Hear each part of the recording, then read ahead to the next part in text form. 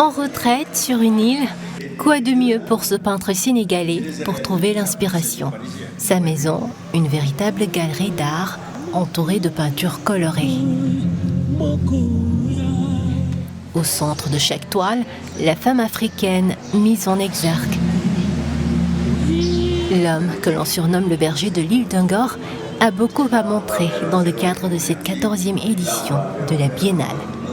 Je me suis dit que mais tiens, je vais quand même participer à la Biennale de cette année pour amener une petite touche en dédiant mon exposition à la femme d'abord et à la fille ensuite, parce que je considère que la fille aujourd'hui dans nos sociétés est beaucoup plus utile pour sa famille et beaucoup plus utile aussi pour sa société.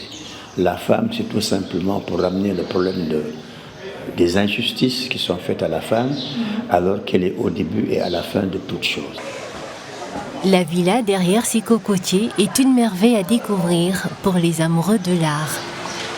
Ce visiteur a dû faire un voyage vertigineux en pirogue pour y accéder. Ce qui m'a interpellé, c'est la multitude de personnages qu'il y a. Donc il y a plein de petits détails dans les tableaux du berger de l'île. Là, le tableau qui est juste derrière nous avec les écritures coraniques, il y a une symbolique qui est très très forte. Et aussi, ce dont je suis le plus fier, c'est que c'est un Africain qui fait ça. C'est un Africain qui fait ça à Dakar, au Sénégal, et qui nous permet, nous, jeunes Africains, de pouvoir découvrir ces tableaux-là, qui, comme il le dit lui-même, n'ont pas de prix. Cette année, la Biennale d'art contemporain africain porte le thème de Indafa, qui signifie « forger en sérère », une langue locale sénégalaise. On va parler d'éducation. D'éducation de qui? Pour parler d'éducation, on a été obligé de parler de nos sociétés. Quelle est la place que nos sociétés donnent aux jeunes à l'école, donnent aux jeunes dans sa famille, donnent aux jeunes dans sa nation?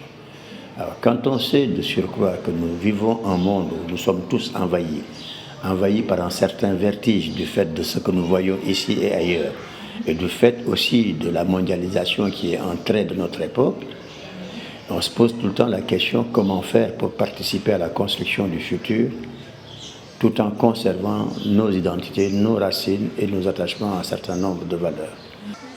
Les œuvres de l'artiste tournent autour des termes éducation, société, humanité, futur, comme pour nous dire qu'il est grand temps de forger une nouvelle humanité.